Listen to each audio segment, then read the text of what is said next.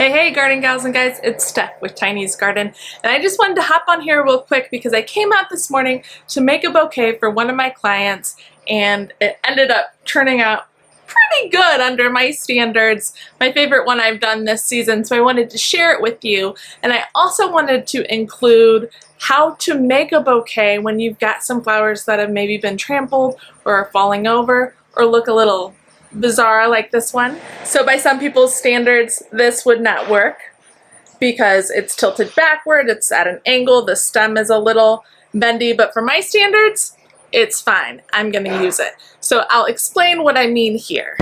So coming over to this bed, we've had some rain and this one got trampled on. And so you can see it looks like maybe there's not much that's salvageable, but actually I definitely see things that are. So here's a good example here of these Potomac orange that are on its side, but they're still usable because the blooms are all intact, nothing is too faded. If I was harvesting this to sell, I would only want the first few blooms to be open, but I'm not, I'm giving it away. That one maybe is a little more spent at the bottom there, so I would maybe not use that one, but still it's not bad. So if I can show you here, what I'll do is lift each stem up. It's probably very long if it's something like a snapdragon. Lift up, lift up, lift up, and cut really deep into the plant. And then I'll just strip the leaves and I've got a usable stalk. I'm not gonna throw something that pretty away. Same thing here with this one. Cut deep and strip the plant. Let's go ahead and do that. Okay, I've got my shears here. I'm coming in, cutting deep. Then I'll strip the plant, just the leaves of the plant. And then I've got a stem here. Yes, it's crooked, but it's usable. Same thing on this guy. And honestly, sometimes it's nice to purposely have some that are bent because it can create some movement in your bouquet. So let's go put these in our bouquet. Okay, I'm trying to do this in the shade because it is smoking hot here. Anybody having drastic heat waves coming through their town right now, because we are. It's like 10:30 in the morning and I am sweating fairly profusely. Anyway, stay cool, stay safe. Back to the bouquet. So again, something like this, I would not give away, even if I wasn't selling it. That's too past its prime, so I want to be clear about that. But all of these that are a little topsy-turvy and curvy, but have beautiful flowers on them, these'll work. These'll work. Let's put them in. So first thing I'm going to do is cut the stem down if I don't want them that tall. I mean, these are really long and tall, so let's cut the stem down first. You ready to make a bouquet? Mm-hmm. Right after we do that, then we automatically have a little straighter stems, and then we can figure out where we want to put it. Now, I'll be honest, this bouquet is done to me, but I'm going to put these in here just to prove my point that you can find a place for them, even if they're not perfect stems. I did that with a lot of these. You can see this is an angled snapdragon, but I love the way it looks. So let's find a home for these. So when I push this in here, oh no. What? That's not great. I just broke the stem. That's what you don't want to do. Okay, it's okay. Persevere. Let's try this one. So I'm going to put this one in here, and because it naturally goes to the left, I'm going to create a little movement to the left here.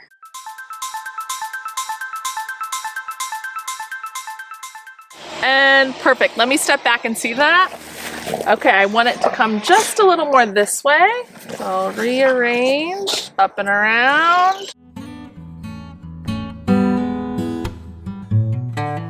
Oh, little finagling.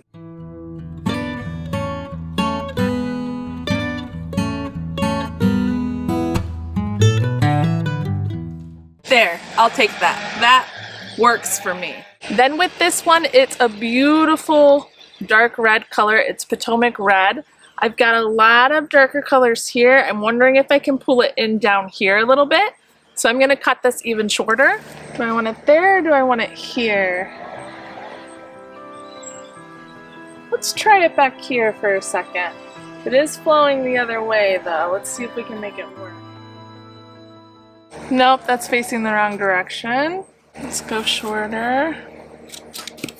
So you just trial and error a little bit. Oh, no. Oh, look at that. I actually love that. It's upside down, but it works. Let me step back and look. That works for me, that works. Right in here, I think I can fit a little something else in. So let me grab something. This is Potomac lavender right here. And again, it's long, its actual root is over here, but the flower is here. But it's nice and upright. Really, this one is not that bad to begin with. But I think I can take this color and tie it in to one of the cosmos that I have over there that I think is the apricota. I'll show you in a second. Let's cut this first. So you can see how this slight lilac lavender color in the center will tie well with that. Let's cut this here. Let's check my stem length here. So that's just a little tall, so I've got to modify. Take about that much off. Oh, still too tall. I can see the stem there. Step back and look at it. So I just want it to be twisted a little bit. And I want that sweet black cherry dianthus to show through. I don't like this stem, so I'm gonna modify it. And that looks good to me. I'm gonna stop there. So I'm gonna stop here. I think this is good. Honestly, I think it was good before too, but I wanted to show, because I had done this all before off camera, kind of what I'm thinking as I'm doing it, how I modify and edit and make some of those crazy stems work in a bouquet, and it can turn out beautiful. But let me show you, I mean, some of these places are seriously trampled where I got some of these others that I put in before. You'll hardly believe this, but that coral fountain amaranth, I dug down in there. You can see it over to the right. It is absolutely trampled, but again, I can use that. It's totally usable. Now, I didn't use these, but I wanted to show you this bed I've done hardly any maintenance to. Buplurum has taken over a lot of it, but it's great because it's a filler. And then we got a new fence put in, and I thought all the sweet peas were trampled and done for. And look how gorgeous those are. It's just absolutely beautiful. I think that lavender silvery one is Eau Bombay, and the other one I believe is Chocolate Streamer. But I can absolutely use those stems if I wanted to. A gorgeous smelling sweet pea bouquet. This is where I got some of the snapdragons. So again, I'm just looking to make sure that the heads are not looking like that one. That one's too far gone. And then I did have some that were standing up beautiful, like these here. Some of the Madame ones are not bent over. Even these calendula that I haven't really taken care of at all, I can use those stems cut down deep. And then on the contrary, we have my favorite garden bed out of my whole garden. How gorgeous is that? Sweet peas, chimchimney rudbeckia, Begmo snowball feverfew, and then also Sahara rudbeckia. And everything there is pretty much upright and absolutely gorgeous. Here's a great viewpoint there. You can see how that sweet pea just reaches up to the right. And then back here we have some Sahara rudbeckia that has opened up. This is my favorite type of the Sahara rudbeckia, when it has the yellow outside and the burgundy inside. I just think that is beyond pretty.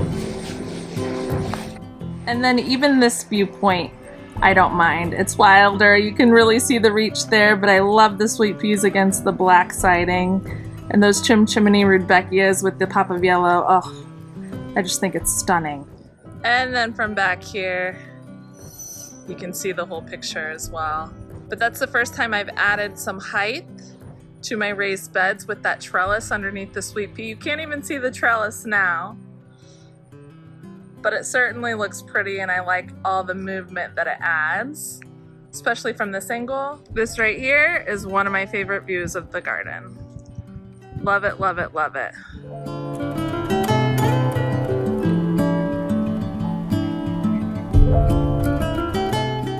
It just flows so nicely into the front new garden bed and the front porch area. I love to look this direction, but I definitely recommend adding some height in raised beds. at least one in your grouping of however many you have, because I think it creates a really beautiful structure in the garden. So this might be too wild for some, but I absolutely love it. Love it, love it. So if you're looking for a good combo, this has been a great one for me. My favorite garden bed so far this year. So finishing this up here in the shade again, thank you for watching. Comment below and let me know what your favorite garden bed combination has been this year. Remember to subscribe to my channel to follow along with all things garden if you haven't yet. We'll see you in the next one, everybody. Happy planting. Bye.